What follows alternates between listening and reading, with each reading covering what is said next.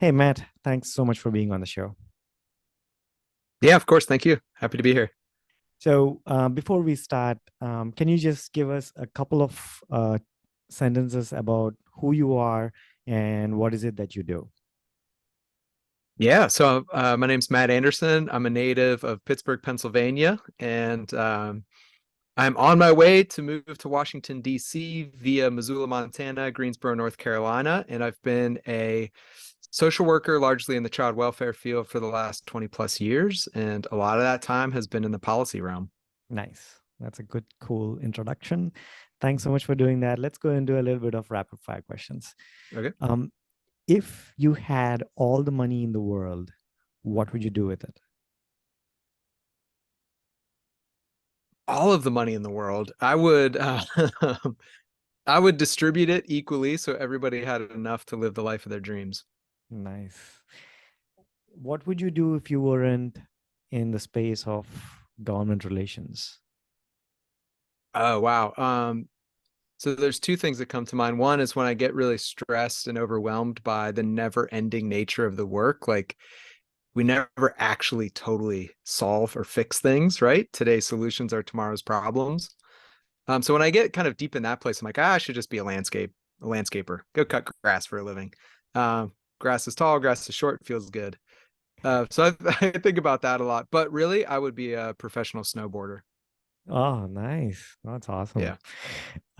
Yeah, I keep thinking about the grass cutting piece too. So we are in the in the same boat, I guess. What do you think is is important for in a child's education so that way they are more involved in the government and the government processes? What could be changed in the education? Hmm. I mean, I'm just thinking back to my own like childhood. So I'm thinking like middle school, high school.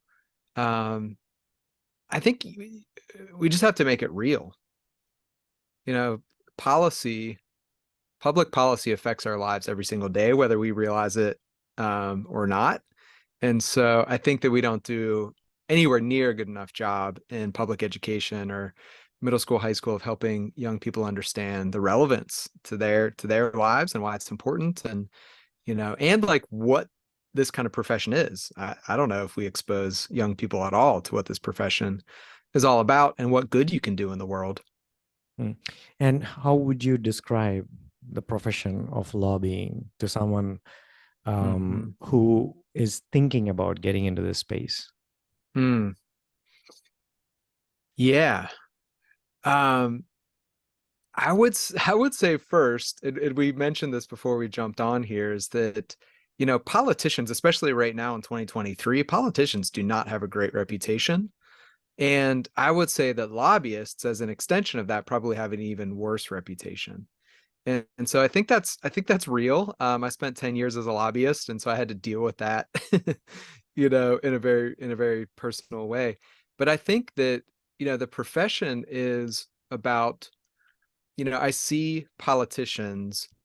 This is the story I would tell myself as I was on Jones Street in Raleigh. I would tell myself that politicians are professional problem solvers. That's their job at the end of the day. They're trying to solve problems to make life, to make the world, to make, policy better for people. That's what they should be there to do. And that was the image that I had, but I realized that they don't know what all the problems are. And they definitely don't know what all the solutions to all the problems are. So that's where I saw my job as the lobbyist. My job was to help them understand here are a set of problems that a certain group of people are dealing with. And let's work together to try to find solutions. And I think I might have some ideas for what those solutions are. And let's see if we can't build some consensus around making the world a better place for people. And that's kind of the way I thought about it. And then at the end of the day, this is a relational profession. This is a relationship driven job. You connect with people, get to know people, build trust with people, build coalition and collaboration with people. And then together, you find the best path forward, to bring forth some solutions that really matter. And so I think that's maybe a long answer. I don't know, but that's a little bit of how I kind of see the profession. And like, do you feel like if you're not a people person, do you Mm, think um, you should not get into this profession? it's a good question. Yeah, probably not, to be Mm, quite honest. mm, If you don't like people, I don't want to say it that way. I'm an introvert. And so a lot of people think of introverts as, you're very shy and withdrawn, and maybe you're not really a people person. Um, Not true. I mean, I'm very much a people person. I'm curious about people. I like people. I'm relational.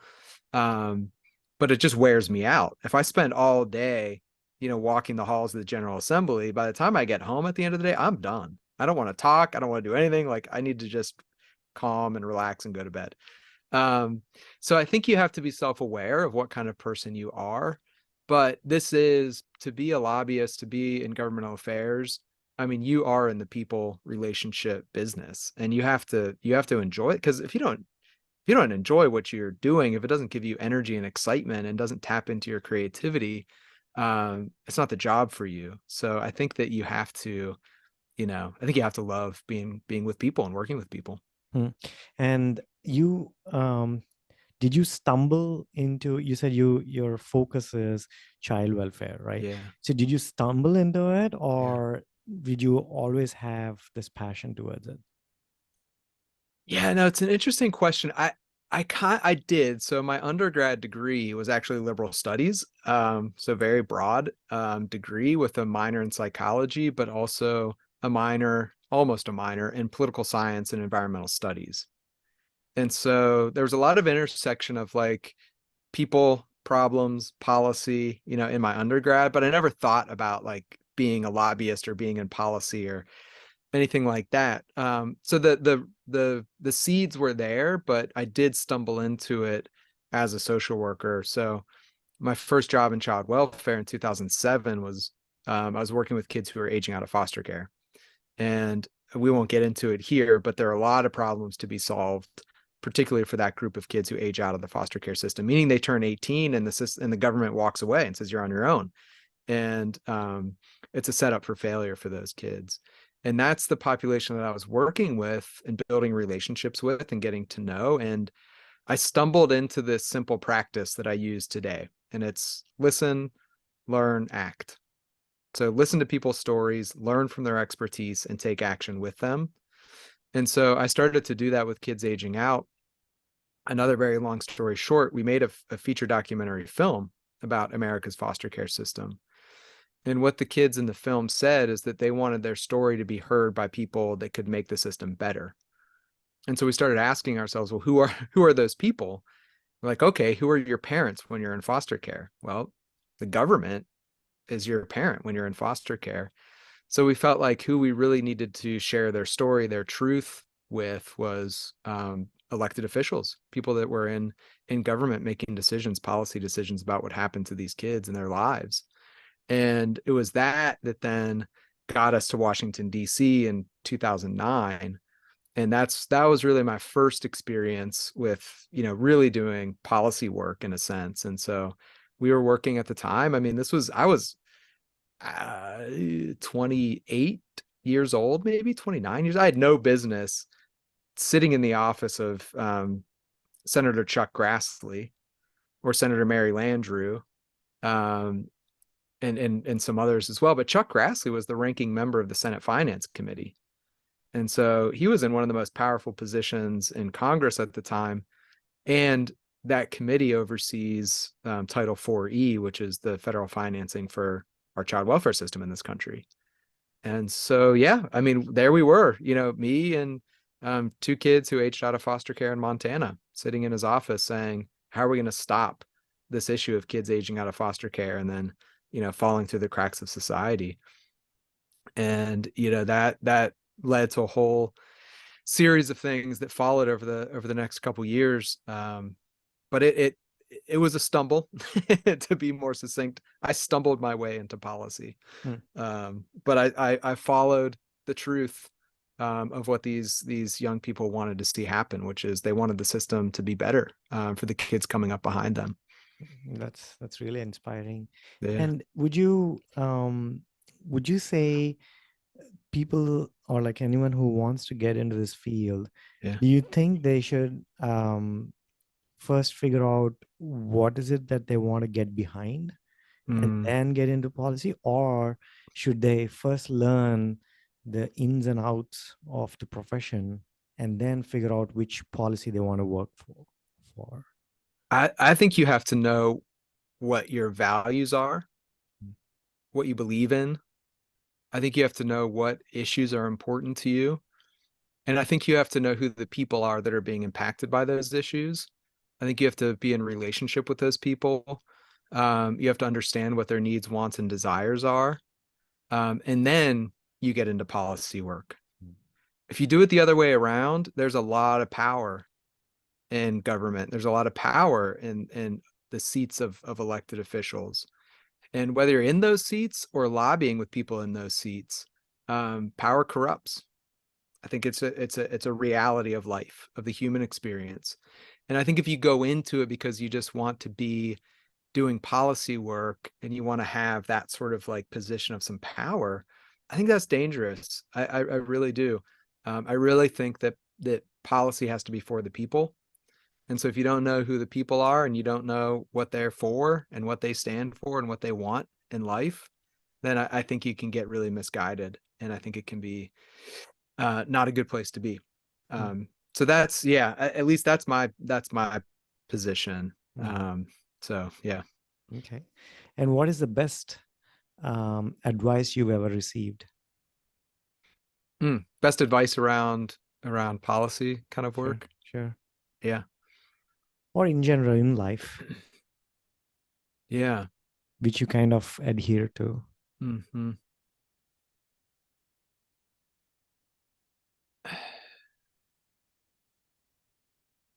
You can probably edit out long pauses, right?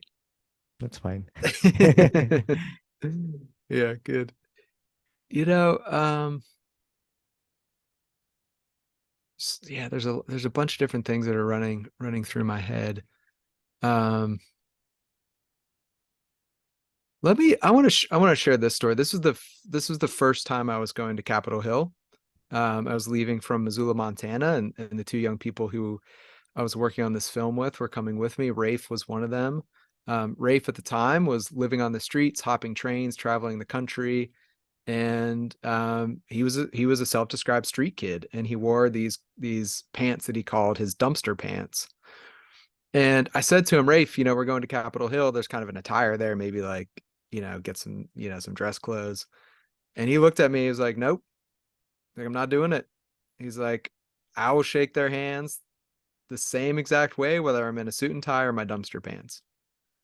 And he was right. I was wrong at the end of the day. So what's the advice or what's the lesson in that? Um, meet people where they are, see the fullness, see the unshakable goodness in people, believe in people, and don't put your own judgments and values on people. And I think that we need that kind of realness and rawness in policy work. I think people need to show up as who they are and express who they are.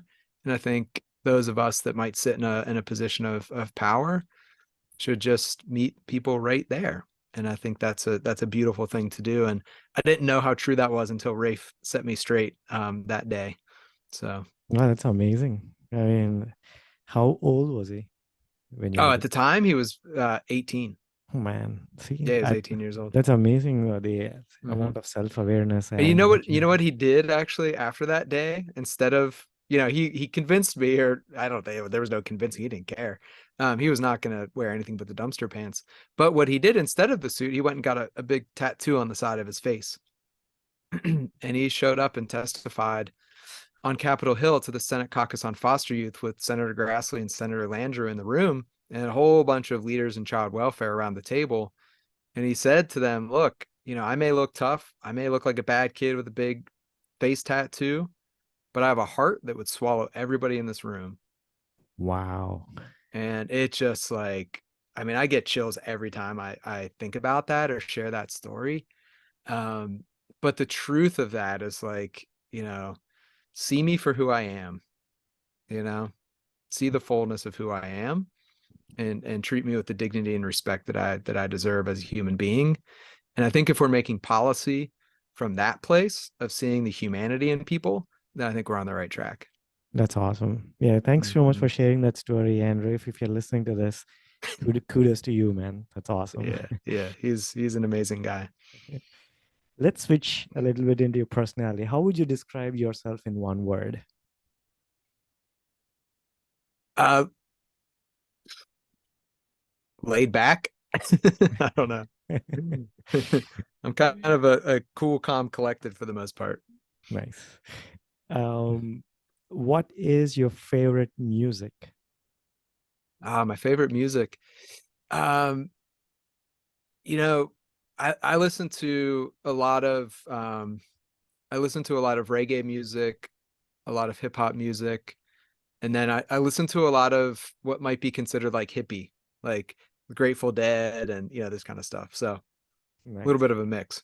Maybe that's part of my personality. I'm a little eclectic. Creativity is a big part of who I am. What is the most daring thing you've done outside of work? The most daring thing I've done? Yeah, Yeah. I mean, so I mentioned if I wasn't in this field, I'd be a professional snowboarder. yeah. So I push the limits to the extent of my abilities anyway. I'm not I'm not Sean White out here. But yeah, I pushed pretty hard on my snowboard, and it caught up with me last winter. I jumped off a cliff and ended up with a broken nose. So Wow. Where was this? it was in Montana. I was actually back in Missoula, Montana, Oh, last winter. So oh, that's cool. That's yeah, awesome. it was a Um, great day. It was actually the last run. I was like, all right, one more run, and sure enough, that's the one that got me. what is the best compliment you've ever received? You know, I don't know if it's a compliment or not, but maybe I'll just kind of keep with the theme here. But I think that what means the most to me is that Rafe, who I've mentioned a few times, right? Rafe, I met when he was 17 years old and about to age out of foster care, and that was in 2007. And so here we are now in 2023, and we're still connected. And that relationship, that friendship means a lot to me. And the fact that he trusted me, you know, not only just with his story, but trusted me to represent him, trusted me to be his friend, um, that means a lot to me. Hmm. If you Yeah. could have dinner with three people, dead or alive, who would those be? Yeah. So the three people, how can I make this eclectic? You know, Bob Marley comes to mind. I mentioned my love of reggae music. The last concert he played was Pittsburgh, 1979. Um, so I just missed that. I think I was a few months old during that show. But he, in a lot of ways, he's had an influence on me in my perspective on the world. So him, my grandfather, who's passed away as well, big influence on me. I miss him all the time. I'd love to have a chance to see him again. I'd be fascinated to see what the two of them talked about. Um, so I think those two, and then this is an oddball one that probably most people won't know. His name's Gary Vaynerchuk, Oh yeah, I know him. and you know him, Gary V Yeah, yeah. is his He's pretty cool. yeah, his he's had a big influence on me too in a lot of different ways. And he is just he's he fascinates me, kind of the way he comes at business and media and storytelling from this place of like deeply grounded in values of kindness and compassion and humility and ambition and patience and just this interesting mix. I really resonate with that. And so, yeah, I think that'd be my three. Be That's awesome. awesome. You know what? As I noticed, it was actually Gary Vee. I was listening to some podcast of his, and because of him, actually, I started this podcast. He said, like, you should have your own podcast to talk to Yeah. people and all. And Uh, that's, I mean, this was like what, 3 years ago, 2 years Yeah. ago. And now Yeah. you're, I think, I've done about 100 people, I think, so No far, kidding. right? Good for Yeah. you. That's a big milestone. Wow, Yeah. that's amazing. Yeah, I'm about to launch my second podcast. So Oh, October 4th is the planned launch date for the proximity process. So that'll nice. be my second podcast. I did Seen Out Loud, which is still out there. And then proximity process is coming. And same thing. Yeah, I don't think I would have gotten to that point without Gary Vee's influence of, tell your story, document your life. And that's what the new podcast is really documenting, kind of partly documenting my process of how I've sort of transformed as a leader in child welfare the last couple of years. And yeah, he's great. So if people had to listen to any of these podcasts, where could they go again? Yeah, so Seen Out Loud is the Mhm. first podcast I did, 2 seasons of that. And so that's on, Apple and Spotify, and Okay. it's everywhere. And Mhm. then the proximity process will come out October 4th. Episode 1 will drop, and that'll be everywhere as well. Nice. Cool. Yeah. So with that, let's go a little bit into your past. So tell us a little bit. I know you've touched a little bit on as to how you got into child welfare, Mhm. but when you were a child, tell us like, how, were you passionate about politics, policy? Hmm. What was going on back then? And where did you grow up? Yeah, I mean, so I grew up in Pittsburgh, youngest of 6 kids, but a little bit of a Brady bunch, multiple marriages, divorces, half siblings, all that kind of stuff. So I was the youngest of 6, and yeah, I mean, I grew up. I think that I was more interested in sports. Um, I was skateboarding, snowboarding, playing lacrosse, all that kind of stuff growing up, and mountain biking and backpacking, and I was really into the outdoors in high school. I was not interested in school, to be quite honest. Maybe that's the creative sort of entrepreneurial bone in me. It just school didn't fit for me in high school. And so I wasn't thinking politics, policy. I wasn't involved in any like extracurricular activities with student body government or any of that. That wasn't anywhere near my world at that time. Um, and yeah, I mean, the interest in the outdoors and outdoor activities took me to Montana. I went to college there, did my undergrad there, did a master's of social work there at the University of Montana. And it was there that I fell in love with learning and education. And then got really interested in political science. And then as a master's of social work, I just realized that you can do direct practice and serve individual people, clients, that sort of thing. But everybody lives in the context of the world around us, which is largely shaped by policy. And so I thought that, well, maybe the best way to have impact is not at the individual level, but at more of the macro public policy level.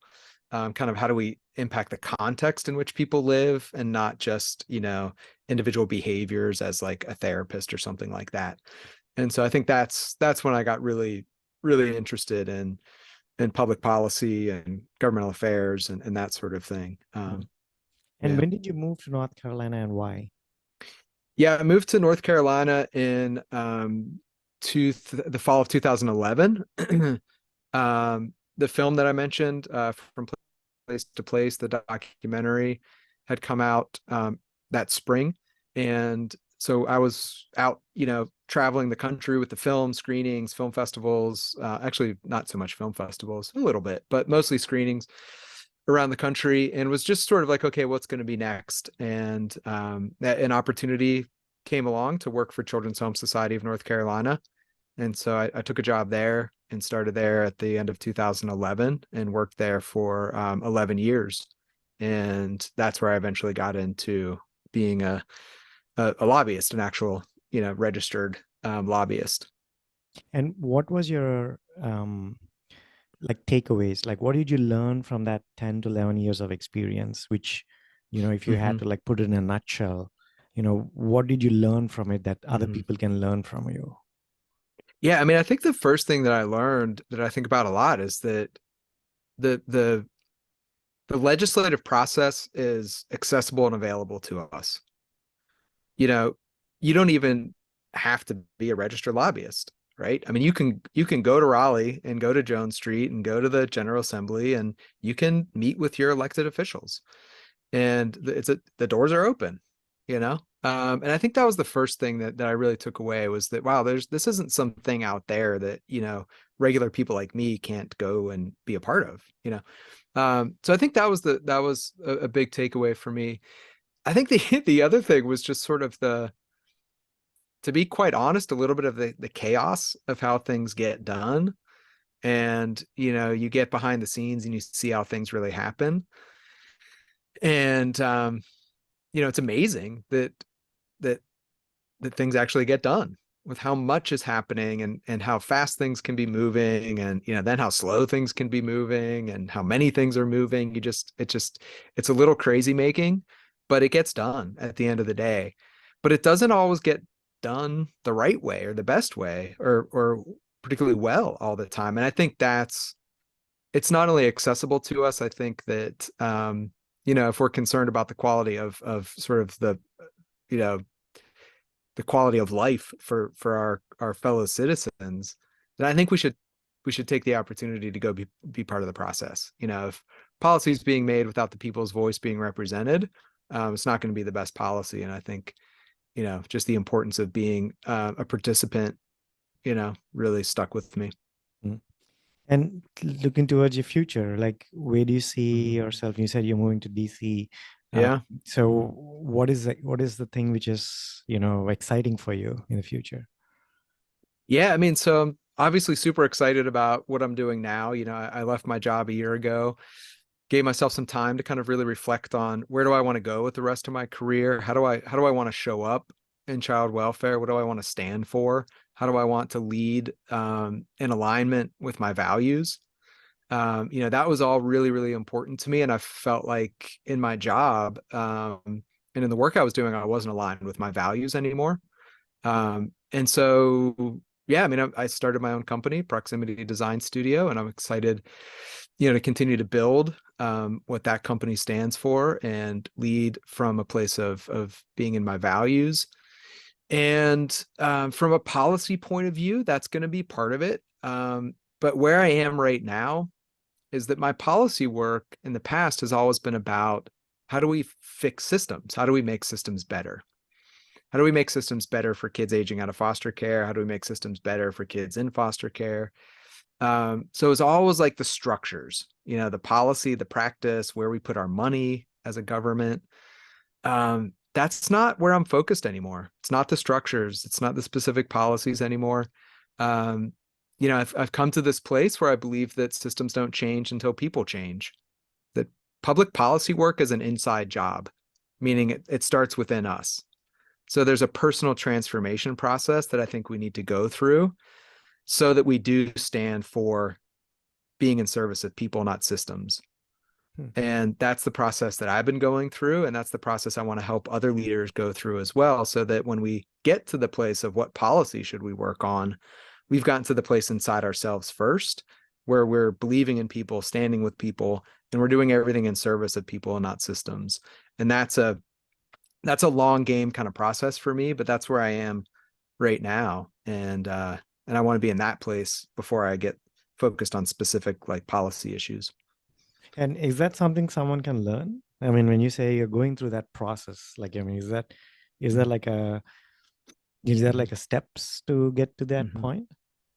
Yeah. Yeah, I think so. And so I see it as I see it as a daily practice, to be quite honest. But I think that daily practice on a bigger picture level starts with seeing yourself and the system you work in for the truth of what it really is. Right. And so that's a first thing. It's like being self-reflective enough to, for me, the child welfare system, in many ways is doing harm to people. So when we separate kids from their families, it's a harmful experience. And there's truth in that. And I have to see the truth in that. And then I have to see myself as a participant in a system that's doing that to people. And then I have to take accountability I have to recognize where I'm contributing, what I'm doing, and then I have to take some kind of action. I have to do something about what I'm seeing. And so that's the process for me of seeing and taking account and then taking action. But honestly, the daily practice for me, personally for me, has been a practice of meditation and journaling. And so I do that daily, and that's a way to just strengthen my own self-awareness through self-reflection, so that I can be that level of honest with myself. And then, the practice is letting go. There's things that you have to let go of, if you're gonna go through that personal transformation process. So it's a longer conversation, I would imagine, but I share it with people from time to time, and it's often, and maybe it does here, I don't know, it often comes across as sort of like a spiritual type of process or practice, and I think on some levels it is, but I do think that there's a practice to personal transformation, that at the end of the day, the goal is to be in a place where you believe in people and you invest in people, and that's what you stand for. Matt, I just want to say that you're one of the most genuine guys I've talked to on this podcast. Thanks so much for sharing your 30 minutes with me. I really appreciate Sure. it. Yeah, thank you.